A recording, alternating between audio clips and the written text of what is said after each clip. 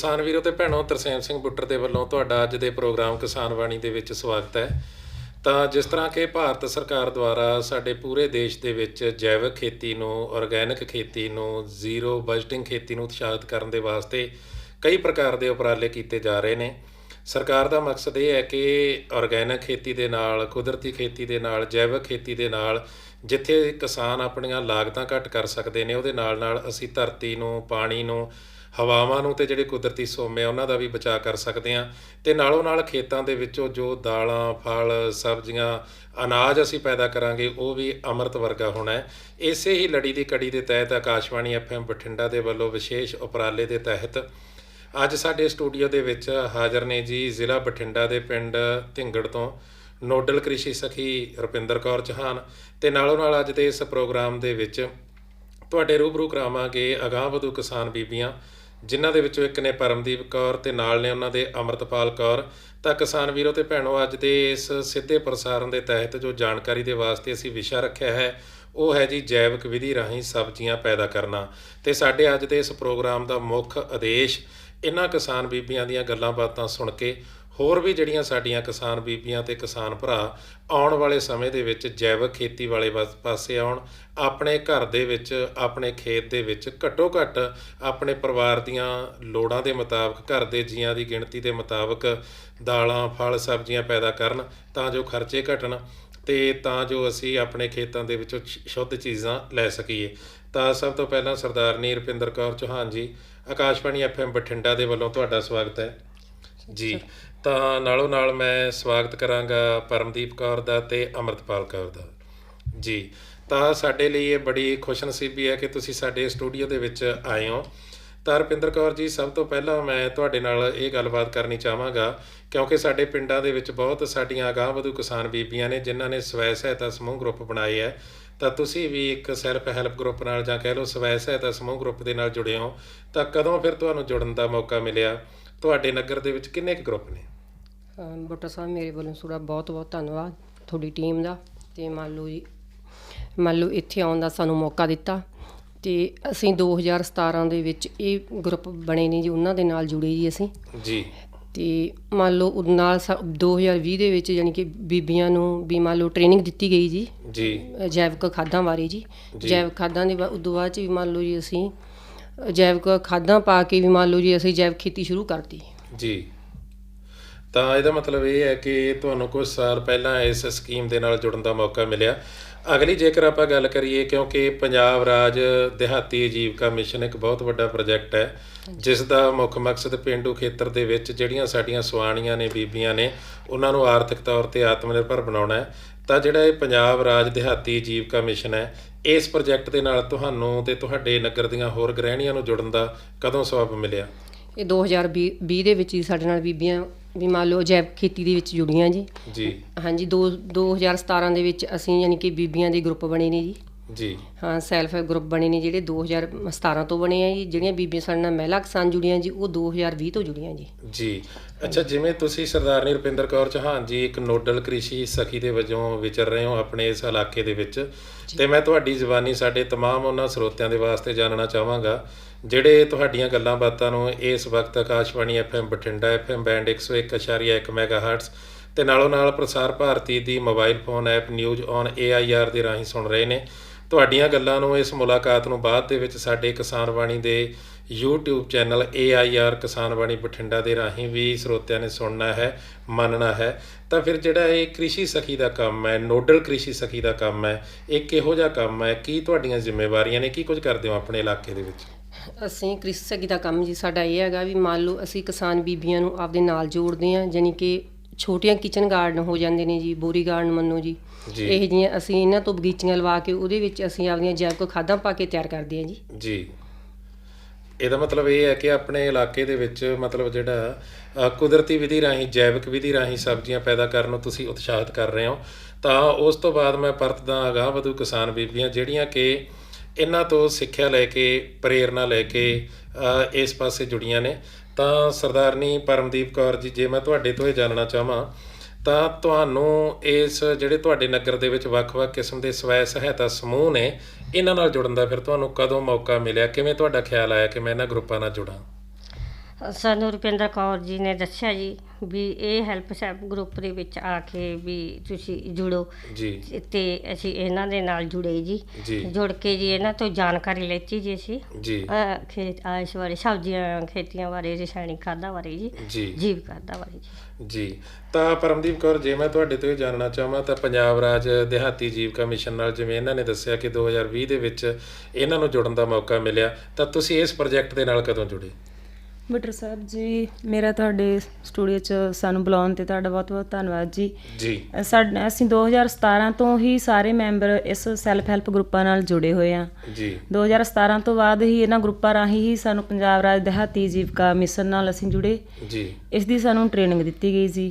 ਜੀ। ਇਸ ਦੀ ਪਹਿਲਾਂ ਜਿਵੇਂ ਕ੍ਰਿਸ਼ੀ ਸਖੀ ਤੌਰ ਤੇ ਜਾਣੀ ਕਿ ਰੁਪਿੰਦਰ ਕੌਰ ਨੂੰ ਚੁਣਿਆ ਗਿਆ ਜੀ ਟ੍ਰੇਨਿੰਗ ਦੇ ਦੌਰਾਨ, ਤੇ ਉਸ ਤੋਂ ਬਾਅਦ ਇਹਨਾਂ ਨੇ ਸਾਨੂੰ ਪਿੰਡ ਵਿੱਚ ਔਰ ਵੀ ਨੇੜੇ ਨੇੜੇ ਦੇ ਪਿੰਡਾਂ ਵਿੱਚ ਜਾ ਕੇ ਟ੍ਰੇਨਿੰਗ ਦਿੱਤੀ, ਜਿਹਦੇ ਰਾਹੀਂ ਅਸੀਂ ਆਪਦੇ ਘਰਾਂ ਵਿੱਚ ਵੀ ਬਗੀਚੀਆਂ ਲਾਉਣ ਲੱਗੇ ਔਰ ਜੈਵਿਕ ਖਾਦਾਂ ਪਾ ਕੇ ਅਸੀਂ ਆਪਦੀ ਸਬਜ਼ੀਆਂ ਵਗੈਰਾ ਘਰ ਹੀ ਉਗਾਉਣ ਲੱਗੇ, ਜੀ ਤੇ ਜਿਨ੍ਹਾਂ ਦਾ ਰਿਜ਼ਲਟ ਵਧੀਆ ਮਿਲਦਾ ਜੀ। ਜੀ ਤਾਂ ਪਰਮਦੀਪ ਕੌਰ, ਤੁਸੀਂ ਤੇ ਤੁਹਾਡੇ ਨਗਰ ਦੀਆਂ ਹੋਰ ਬਹੁਤ ਸਾਰੀਆਂ ਜਿਹੜੀਆਂ ਸਵਾਣੀਆਂ ਅਲੱਗ-ਅਲੱਗ ਸਵੈ ਸਹਾਇਤਾ ਸਮੂਹਾਂ ਨਾਲ ਜੁੜ ਕੇ ਤੁਸੀਂ ਘਰੇਲੂ ਬਾੜੀਆਂ ਲਾਈਆਂ ਨੇ ਜਾਂ ਘਰੇਲੂ ਬਗੀਚੀਆਂ ਕਹਿ ਲਓ ਜਾਂ ਕਹਿ ਲਓ ਬੋਰੀ ਗਾਰਡਨ ਤੁਸੀਂ ਤਿਆਰ ਕੀਤੇ ਹੈ, ਜਿਹਦੇ ਵਿੱਚ ਪਰਿਵਾਰਕ ਜੀਆਂ ਦੀ ਗਿਣਤੀ ਦੇ ਹਿਸਾਬ ਦੇ ਨਾਲ, ਮੌਸਮ ਦੇ ਲਿਹਾਜ਼ ਦੇ ਨਾਲ ਤੁਸੀਂ ਸਬਜ਼ੀਆਂ ਪੈਦਾ ਕਰਦੇ ਹੋ। ਹਾਂਜੀ। ਤਾਂ ਤੁਸੀਂ ਟ੍ਰੇਨਿੰਗ ਦੀ ਗੱਲ ਕੀਤੀ, ਤਾਂ ਜਿਵੇਂ ਤੁਹਾਡੇ ਨੋਡਲ ਸਖੀ ਨੇ ਸਰਦਾਰਨੀ ਰੁਪਿੰਦਰ ਕੌਰ ਚੌਹਾਨ, ਤਾਂ ਇਹਨਾਂ ਦੇ ਵੱਲੋਂ ਜਾਂ ਪੰਜਾਬ ਰਾਜ ਦਿਹਾਤੀ ਜੀਵਿਕਾ ਮਿਸ਼ਨ ਦੇ ਵੱਲੋਂ ਤਾਂ ਤੁਹਾਨੂੰ ਜੈਵਿਕ ਤਰੀਕਿਆਂ ਰਾਹੀਂ ਸਬਜ਼ੀਆਂ ਪੈਦਾ ਕਰਨ ਦੇ ਵਿੱਚ ਟ੍ਰੇਨਿੰਗ ਦੇ ਵਿੱਚ ਕੀ ਕੁਝ ਦੱਸਿਆ ਗਿਆ?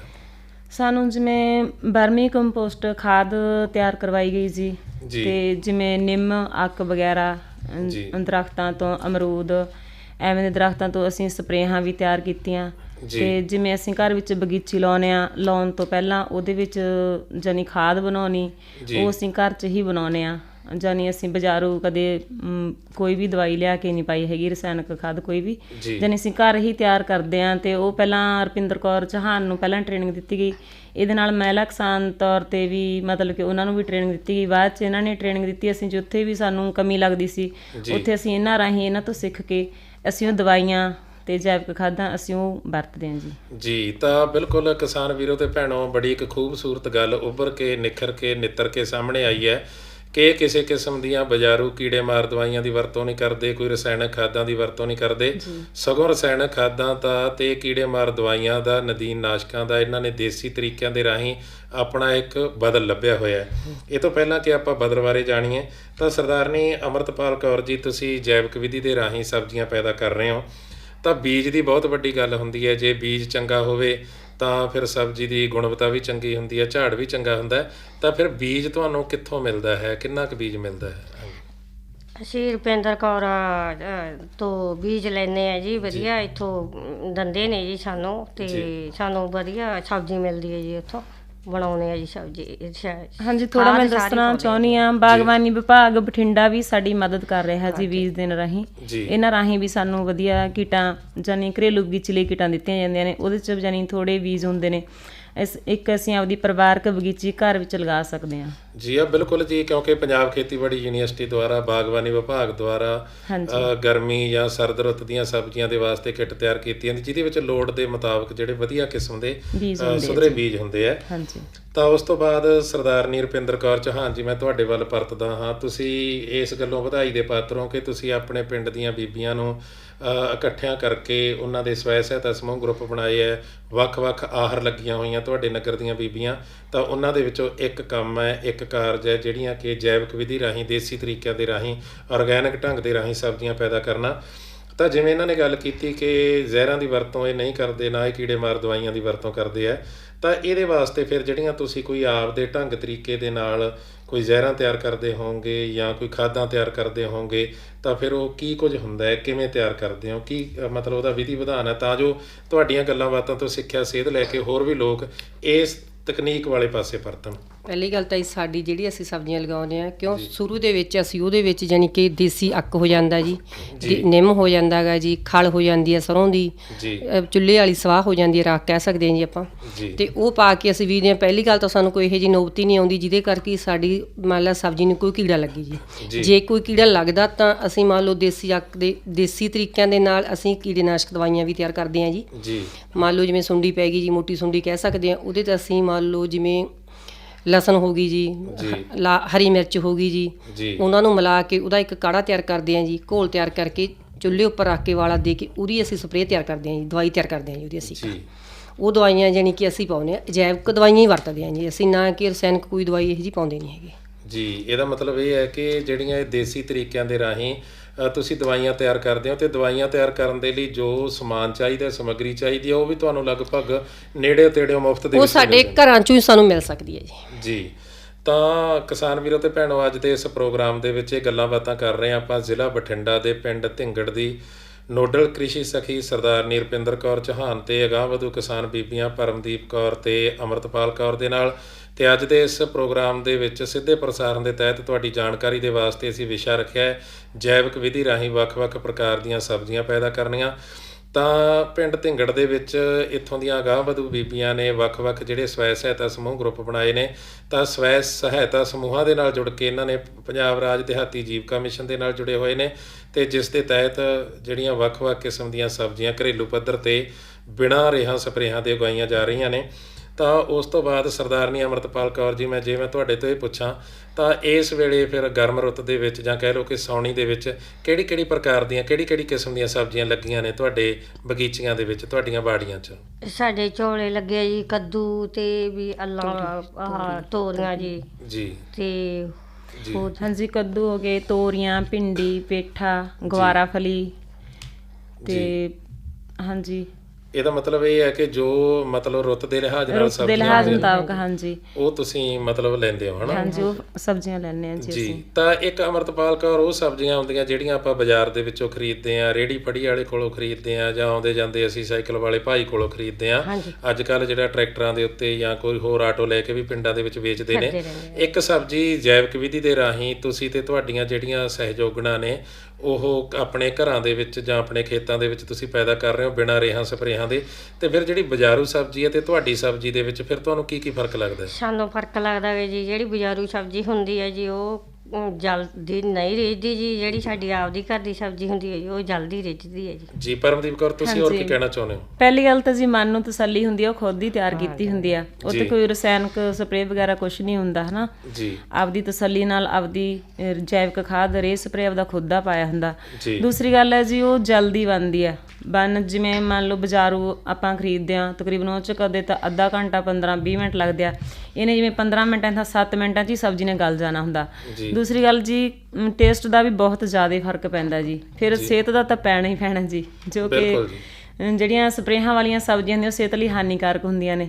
ਜੀ ਬਿਲਕੁਲ ਜੀ, ਬਹੁਤ ਵੱਡੀ ਗੱਲ ਹੈ, ਕਿਉਂਕਿ ਇੱਕ ਤਾਂ ਇਹ ਜਿਹੜੀਆਂ ਅਸੀਂ ਘਰੇਲੂ ਬਗੀਚੀਆਂ ਲਾਉਂਦੇ ਹਾਂ, ਬਾੜੀਆਂ ਲਾਉਂਦੇ ਹਾਂ, ਤਾਂ ਤੁਸੀਂ ਦੱਸਿਆ ਕਿ ਸ਼ੁੱਧ ਰੂਪ ਦੇ ਵਿੱਚ ਤੁਹਾਨੂੰ ਸਬਜ਼ੀ ਮਿਲ ਜਾਂਦੀ ਹੈ ਤੇ ਬਿਨਾਂ ਉਹ ਜ਼ਹਿਰਾਂ ਤੋਂ, ਬਿਨਾਂ ਉਹ ਰਸਾਇਣਾਂ ਤੋਂ ਹੁੰਦੀ ਹੈ, ਬਣਦੀ ਵੀ ਛੇਤੀ ਹੈ, ਪਚਦੀ ਵੀ ਛੇਤੀ ਹੈ, ਤੇ ਸਵਾਦ ਵੀ ਵੱਖਰਾ ਹੀ ਹੁੰਦਾ ਜੀ। ਤਾਂ ਇਸ ਤੋਂ ਇਲਾਵਾ ਤੁਹਾਨੂੰ ਹੋਰ ਕੀ ਲਾਹਾ ਲੱਗਦਾ ਜਿਹੜੀ ਤੁਸੀਂ ਤੁਹਾਡੀ ਨਿਗਰਾਨੀ ਦੇ ਵਿੱਚ ਰੁਪਿੰਦਰ ਕੌਰ ਚੌਹਾਨ ਜੀ ਇਹ ਜਿਹੜੀਆਂ ਸੁਆਣੀਆਂ ਨੇ ਜੈਵਿਕ ਵਿਧੀ ਰਾਹੀਂ ਸਬਜ਼ੀਆਂ ਪੈਦਾ ਕਰ ਰਹੀਆਂ ਨੇ, ਹੋਰ ਤੁਹਾਨੂੰ ਕੀ ਲਾਹਾ ਲੱਗਦਾ, ਕੀ ਫਾਇਦਾ ਲੱਗਦਾ? ਸਾਨੂੰ ਇਹ 'ਚ ਤਾਂ ਬਹੁਤ ਜ਼ਿਆਦਾ ਫਾਇਦਾ ਨੇ। ਪਹਿਲੀ ਗੱਲ ਤਾਂ ਸਾਡੀਆਂ ਬੀਬੀਆਂ ਸੀ ਪਹਿਲਾਂ ਸਾਰੇ ਆਪੋ ਦੇ ਅੰਦਰ ਵੜੀ ਸੀਗੀ, ਬੀਬੀਆਂ ਇਕੱਠੀਆਂ ਹੁੰਦੀਆਂ, ਹੱਸਦੀਆਂ ਖੇਡਦੀਆਂ ਜੀ, ਇਕੱਠਾ ਇੰਜੋਏ ਹੁੰਦਾ ਸਾਰਿਆਂ ਦਾ ਜੀ। ਬਿਲਕੁਲ ਜੀ। ਹਾਂਜੀ, ਉਦੋਂ ਬਾਅਦ ਦੇ ਵਿੱਚ ਅਸੀਂ ਇਹ ਨਹੀਂ ਹੈਗਾ ਵੀ ਇੱਕ ਦੇ ਆਪਦੇ ਖੇਤ 'ਚ ਹੀ ਕੰਮ ਕਰਨਾ, ਦੂਜੀਆਂ ਬੀਬੀਆਂ ਵੀ ਅਸੀਂ ਇਕੱਠੀਆਂ ਹੋ ਕੇ ਉਹਦਾ ਸਾਥ ਦਿੰਦੇ ਹਾਂ ਜੀ। ਹਾਂ, ਸਾਰੇ ਇਕੱਠੇ ਹੋ ਕੇ ਜਾਣੀ ਕਿ ਸਾਰੀਆਂ ਸਬਜ਼ੀਆਂ ਵੀ ਤਿਆਰ ਕਰਦੇ ਆ, ਨਾਲੇ ਹੱਸਦੇ ਖੇਡਦੇ ਹੀ ਸ਼ਾਮ ਨੂੰ ਆਪਦੇ ਘਰ ਪਰਤਦੇ ਆ। ਵਧੀਆ ਸਾਰਾ ਕੁਝ, ਜਾਣੀ ਕਿ ਬਹੁਤ ਵਧੀਆ ਲੱਗਦਾ ਸਾਨੂੰ ਇਹਨਾਂ ਦੇ ਨਾਲ ਜੁੜ ਕੇ ਜੀ। ਇਹਦਾ ਮਤਲਬ ਇਹ ਹੈ ਕਿ ਜਿਹੜੀ ਤੁਹਾਡੀ ਆਪਸੀ ਭਾਈਚਾਰਕ ਸਾਂਝ ਹੈਗੀ ਆ ਉਹ ਵੀ ਵਧੀਆ ਢੰਗ ਦੇ ਨਾਲ ਬਣੀ ਰਹਿੰਦੀ ਹੈ, ਹਨਾ? ਤਾਂ ਉਸ ਤੋਂ ਬਾਅਦ ਸਰਦਾਰਨੀ ਪਰਮਦੀਪ ਕੌਰ ਜੀ, ਮੈਂ ਤੁਹਾਡੇ ਵੱਲ ਪਰਤਦਾ ਤੇ ਤੁਹਾਡੀ ਜ਼ੁਬਾਨੀ ਮੈਂ ਸਾਡੇ ਉਹ ਤਮਾਮ ਸਰੋਤਿਆਂ ਦੇ ਵਾਸਤੇ ਜਿਹੜੇ ਤੁਹਾਡੀ ਗੱਲਬਾਤ ਨੂੰ ਇਸ ਵਕਤ Akashvani FM Bathinda FM band 101.1 ਮੈਗਾਹਰਟਜ਼ ਤੇ ਨਾਲੋਂ ਨਾਲ ਪ੍ਰਸਾਰ ਭਾਰਤੀ ਦੀ mobile phone app news on AIR ਦੇ ਰਾਹੀਂ ਸੁਣ ਰਹੇ ਨੇ।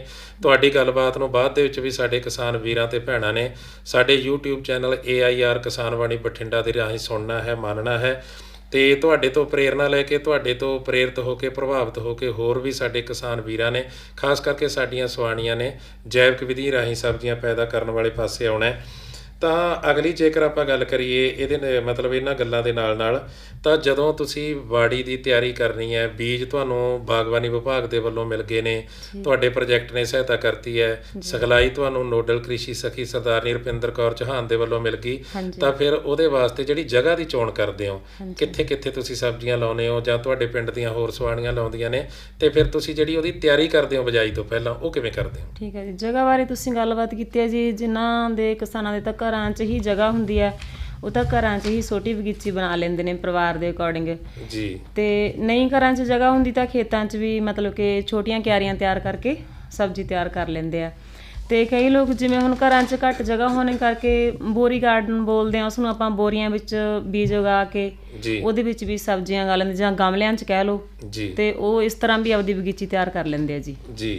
ਹਾਂਜੀ। ਤਾਂ ਇਸ ਤੋਂ ਇਲਾਵਾ ਮਤਲਬ ਅੰਮ੍ਰਿਤਪਾਲ ਕੌਰ, ਮਤਲਬ ਜਿਹੜਾ ਕਿਹੜੇ ਥਾਵਾਂ ਤੇ ਤੁਹਾਡੇ ਪਿੰਡ ਦੇ ਵਿੱਚ ਤੁਸੀਂ ਦੇਖਦੇ ਹੋਵੋਗੇ ਵੀ ਲੋਕਾਂ ਨੇ ਬਾੜੀਆਂ ਤਿਆਰੀਆਂ ਕੀਤੀਆਂ ਨੇ? ਹਾਂਜੀ, ਸਾਡੇ ਕਈ ਥਾਵਾਂ ਤੇ ਲੱਗੀਆਂ ਹੋਈਆਂ ਨੇ ਜੀ ਬਾੜੀਆਂ, ਸੈਲਫ ਗਰੁੱਪ 'ਚ ਜੀ। ਜ਼ਿਆਦਾਤਰ ਤਾਂ ਜੀ ਸਾਡੇ ਜਿਵੇਂ ਇੱਕ ਖੇਤਾਂ 'ਚ ਤਾਂ ਹੀ ਘਰਾਂ 'ਚ ਤਿਆਰ ਲਾਉਂਦੇ ਘਰਾਂ 'ਚ ਨੇ ਜੀ, ਖੇਤਾਂ 'ਚ ਵੀ ਲਾ ਲੈਂਦੇ ਜੀ। ਤੇ ਜੇ ਕਿਸੇ ਕੋਲੇ ਚਲੋ ਖੇਤ ਵੀ ਨਹੀਂ ਹੁੰਦਾ ਗਾ ਹਨਾ, ਤੇ ਜਾਂ ਘਰ ਦੇ ਵਿੱਚ ਵੀ ਤੰਗ ਜਗ੍ਹਾ ਹੈ, ਤੇ ਉਹਦੇ ਵਾਸਤੇ ਉਹਦੇ ਬਾਰੇ ਅਸੀਂ ਬੋਰੀ ਗਾਰਡ ਤਿਆਰ ਕਰਕੇ ਲਾਉਂਦੇ ਆ ਜੀ। ਬੋਰੀ ਗਾਰਡ ਬਣਾਉਂਦੇ ਆ, ਉਹਦੇ ਵਿੱਚ ਅਸੀਂ ਸਾਰੀਆਂ ਸਬਜ਼ੀਆਂ ਲਾ ਲੈਂਦੇ ਜੀ। ਤੁਸੀਂ ਬੋਰੀ ਗਾਰਡ ਦੀ ਗੱਲ ਕੀਤੀ ਹੈ ਨਾ, ਬੋਰੀ ਗਾਰਡਨ ਦੀ ਗੱਲ ਕੀਤੀ ਹੈ ਨਾ ਜੀ ਸਰ। ਬੋਰੀ ਗਾਰਡਨ ਦੇ ਵਾਸਤੇ ਫਿਰ ਕਿਹੋ ਜਿਹੀਆਂ ਬੋਰੀਆਂ ਦਾ ਬੰਦੋਬਸਤ ਕਰਨਾ ਪੈਂਦਾ? ਬੋਰੀਆਂ ਹੋ ਸਕਦੀਆਂ ਨੇ ਜਿਵੇਂ ਆਪਣੀਆਂ ਜੀ ਪਲਾਸਟਿਕ ਦੀਆਂ ਤਾਰਾਂ ਵਾਲੀਆਂ ਜੀ, ਕਹਿ ਸਕਦੇ ਆ, ਰੇਹ ਵਾਲੀਆਂ ਵੀ ਗੱਟੇ ਹੁੰਦੇ ਨੇ ਜੀ ਲੋਕਾਂ ਦੇ ਘਰਾਂ 'ਚ ਪਏ, ਰੇਹ ਵਾਲੇ ਗੱਟੇ ਹੋ ਗਏ, ਜਿਵੇਂ ਕਣਕ ਵਾਲੇ ਹੋ ਗਏ ਜੀ, ਜਮਾ ਫੀਡ ਵੱਧ ਪਾਉਂਦੇ ਪਸ਼ੂਆਂ ਲੋਕਾਂ ਦੇ, ਫੀਡ ਵਾਲੇ ਹੋ ਗਏ ਜੀ, ਉਹਨਾਂ ਨੂੰ ਮੰਨ ਲਾ ਡਬਲ ਕਰ ਲੈਂਦੇ ਆ ਜੀ ਗੱਟੇ ਨੂੰ। ਡਬਲ ਕਰਕੇ ਉਹਦੇ ਵਿੱਚ ਮਿੱਟੀ ਤੇ ਮੰਨ ਲਾ ਰੂੜੀ ਦੀ ਰੇਹ ਲਾ ਕੇ ਜੀ ਮਿਕਸ ਕਰਕੇ ਉਹਦਾ ਅਸੀਂ ਗੱਟਾ ਜਾਨੀ ਕਿ ਗੱਟੇ ਦੇ ਵਿੱਚ ਪਾ ਲੈਂਦੇ ਹਾਂ। 2 ਜਾਂ 3 ਵੱਠਲ ਹੁੰਦੇ ਨੇ ਉਹਦੇ ਵਿੱਚ ਜੀ। ਉਹਦੇ ਵਿੱਚ ਪਾ ਕੇ ਅਸੀਂ ਕੱਦੂ, ਤੋਰੀਆਂ ਵੀ ਸਬਜ਼ੀਆਂ ਅਸੀਂ ਲਗਾ ਸਕਦੇ ਹਾਂ ਜੀ। ਮਤਲਬ ਜਿਹੜੀਆਂ ਕੋਈ ਬਿਨਾ ਮਤਲਬ ਨਾ ਤਾਂ ਕੋਈ ਜ਼ਹਿਰ ਦੀ ਵਰਤੋਂ ਕਰਦੇ ਹੋ, ਨਾ ਹੀ ਤੁਸੀਂ ਕੋਈ ਰਸਾਇਣਕ ਖਾਦਾਂ ਦੀ ਵਰਤੋਂ ਕਰਦੇ ਹੋ। ਤਾਂ ਪਰਮਦੀਪ ਕੌਰ, ਆਮ ਤੌਰ ਤੇ ਆਖਿਆ ਜਾਂਦਾ ਹੈ ਕਿ ਜਿੰਨੀਆਂ ਕੋਈ ਰਸਾਇਣਕ ਖਾਦਾਂ ਦੀ ਵੱਧ ਵਰਤੋਂ ਕਰਦਾ ਹੈ, ਸਬਜ਼ੀ ਛੇਤੀ ਤਿਆਰ ਹੋ ਜਾਂਦੀ ਹੈ, ਉਹਦਾ ਆਕਾਰ ਵੀ ਵੱਡਾ ਹੁੰਦਾ ਹੈ, ਉਹਦੀ ਦਿੱਖ ਵੀ ਵਧੀਆ ਹੁੰਦੀ ਹੈ। ਤੇ ਤੁਸੀਂ ਜੈਵਿਕ ਵਿਧੀ ਰਾਹੀਂ ਆਰਗੈਨਿਕ ਢੰਗ ਦੇ ਨਾਲ ਬਿਨਾਂ ਰੇਹਾਂ ਸਪਰੇਆਂ ਤੋਂ ਦੇਸੀ ਤਕਨੀਕਾਂ ਤਰੀਕਿਆਂ ਦੇ ਨਾਲ ਸਬਜ਼ੀਆਂ ਪੈਦਾ ਕਰਦੇ ਹੋ, ਤਾਂ ਫਿਰ ਤੁਹਾਡੀਆਂ ਜਿਹੜੀਆਂ ਸਬਜ਼ੀਆਂ ਨੇ ਉਹਨਾਂ ਦਾ ਵਾਧਾ, ਵਿਕਾਸ, ਰੰਗ, ਦਿੱਖ ਉਹ ਮਤਲਬ ਜਿਹੜੇ ਦੂਜੀਆਂ ਦੀ ਤਰ੍ਹਾਂ ਹੀ ਹੁੰਦੀ ਹੈ ਜਿਹੜੀਆਂ ਕੈਮੀਕਲ ਵਰਗੀਆਂ ਹੁੰਦੀਆਂ, ਕਿ ਉਦੋਂ ਲੇਟ ਲੱਗਦੀ ਹੈ ਸਬਜ਼ੀ? ਇਹ ਥੋੜਾ ਸਮਾਂ ਲੱਗਦੀ ਹੈ? ਇਹ ਤਾਂ ਇੱਕ ਮਨ ਦਾ ਭੁਲੇਖਾ ਵੀ ਸਬਜ਼ੀ ਲੇਟ ਲੱਗਦੀ ਆ। ਪਹਿਲੀ ਗੱਲ ਤਾਂ ਬੀਜ ਉਗਣ 'ਚ ਹੀ ਪਤਾ ਲੱਗ ਜਾਂਦਾ। ਜਦੋਂ ਆਮ ਆਪਾਂ ਰਸਾਇਣਕ ਖਾਦ ਰਾਹੀਂ ਜਾਂ ਤਿਆਰ ਕਰਦੇ ਆ ਨਾ ਬੀਜ, ਉਹਦੇ 'ਚ ਤਾਂ ਤਕਰੀਬਨ 7 ਤੋਂ 8 ਦਿਨ ਲੱਗ ਜਾਂਦੇ ਆ ਜੀ।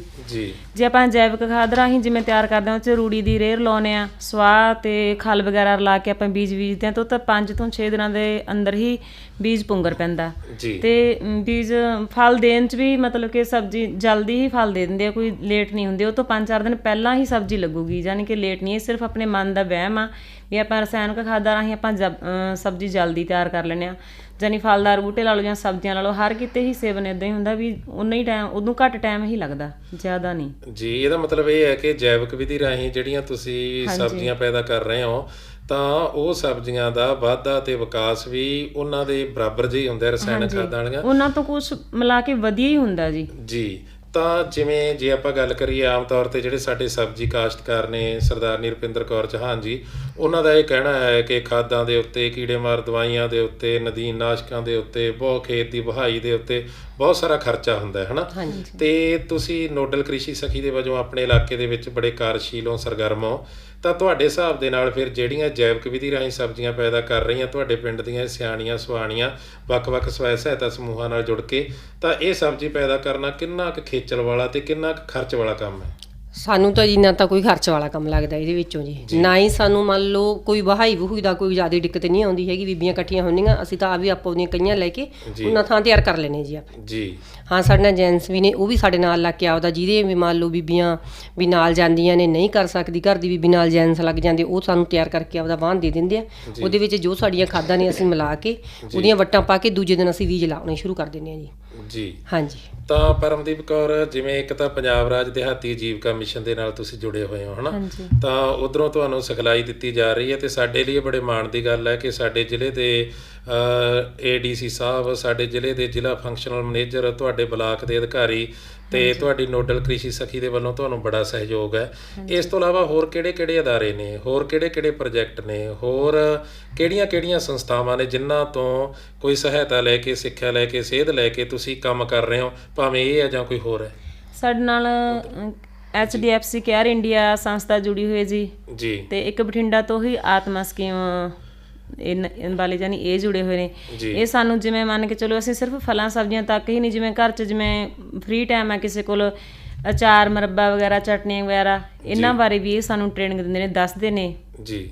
ਹਾਂਜੀ, ਇਹਦਾ ਮਤਲਬ ਇਹ ਹੈ ਸਾਡੇ ਨਾਲ ਜਾਨੀ ਇਹਨਾਂ ਗਰੁੱਪਾਂ ਰਾਹੀਂ ਸਾਡੇ ਨਾਲ ਹੋਰ ਵੀ ਮਤਲਬ ਕਿ ਸੰਸਥਾ ਜੁੜਦੀਆਂ ਨੇ ਜੀ। ਹਾਂਜੀ, ਸਾਡੀ ਸਹਾਇਤਾ ਲਈ ਆਉਂਦੀਆਂ ਨੇ, ਸਾਨੂੰ ਮਤਲਬ ਕਿ ਵਧੀਆ ਸਮਾਂ ਵੀ ਦਿੰਦੀਆਂ ਨੇ, ਸਾਡੀ ਮਦਦ ਵੀ ਕਰਦੀਆਂ ਨੇ ਜੀ। ਇਹਦਾ ਮਤਲਬ ਇਹ ਹੈ ਕਿ ਕੰਮ ਤੁਸੀਂ ਵਧੀਆ ਕਰ ਰਹੇ ਹੋ, ਤੁਹਾਡਾ ਕੰਮ ਆਪਣੇ ਆਪ ਦੇ ਵਿੱਚ ਪ੍ਰਚਾਰ ਹੈ, ਇਸੇ ਕਰਕੇ ਤੋਂ ਦੂਰੋਂ ਹੋਰ ਜਿਹੜੀਆਂ ਸੰਸਥਾਵਾਂ ਨੇ ਜਿਹੜੇ ਕੁਝ ਭਲਾ ਕਰਨਾ ਚਾਹੁੰਦੇ ਆ ਤਾਂ ਉਹ ਤੁਹਾਨੂੰ ਮਿਲਦੇ ਨੇ, ਤੁਹਾਡੀ ਮਦਦ ਕਰਦੇ ਨੇ।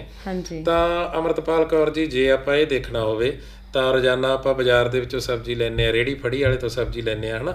ਤਾਂ ਤੁਹਾਡੇ ਹਿਸਾਬ ਦੇ ਨਾਲ ਰੋਜ਼ ਘਰ ਦੇ ਵਿੱਚੋਂ ਹੀ ਸਬਜ਼ੀ ਤੁਹਾਨੂੰ ਮਿਲ ਜਾਂਦੀ ਹੈ, ਤੁਹਾਡੇ ਖੇਤ 'ਚੋਂ ਮਿਲ ਜਾਂਦੀ ਹੈ, ਅੰਮ੍ਰਿਤ ਰੂਪ ਦੇ ਵਿੱਚ ਹੁੰਦੀ ਹੈ, ਬਿਨਾਂ ਕਿਸੇ ਖਾਦਾਂ, ਕੀੜੇ ਮਾਰ ਦਵਾਈਆਂ ਦੇ। ਕਿੰਨਾ ਕੁ ਖਰਚ ਦੀ ਬਚਤ ਹੋ ਜਾਂਦੀ ਹੈ ਰੋਜ਼? ਸਾਡਾ ਖਰਚ ਬਚਤ ਹੁੰਦੀ ਹੈ ਜੀ 50 ਰੁਪਏ ਬਚਤ ਹੋ ਜਾਂਦੀ ਹੈ ਸਾਡਾ ਰੋਜ਼ ਦੀ। ਮੈਨੂੰ ਤਾਂ ਲੱਗਦਾ 50 ਰੁਪਏ ਵੀ ਤੁਸੀਂ ਥੋੜੇ ਕਹਿ ਰਹੇ ਹੋ, ਕਿਉਂਕਿ ਹੁਣ 100 ਤੋਂ 50 ਰੁਪਏ ਲਗਭਗ ਡੇਲੀ ਦੀ ਬਚਤ ਹੋ ਜਾਂਦੀ ਹੈ ਜੀ। ਕਿਉਂਕਿ ਸਬਜ਼ੀਆਂ ਬੜੀਆਂ ਮਹਿੰਗੀਆਂ ਨੇ। ਸਭ ਤੋਂ ਵੱਡੀ ਗੱਲ ਇਹ, ਚਲੋ ਮਹਿੰਗੀ ਚੀਜ਼ ਵੀ ਬੰਦਾ ਖਰੀਦ ਰਿਹਾ, ਉਹਦੀ ਜਿਹੜੀ ਗੁਣਵੱਤਾ ਦੇ ਉੱਤੇ ਭਰੋਸਾ ਕਰਨਾ ਆਪਾਂ ਨੂੰ ਬਹੁਤ ਔਖਾ ਹੋ ਜਾਂਦਾ ਹੈ।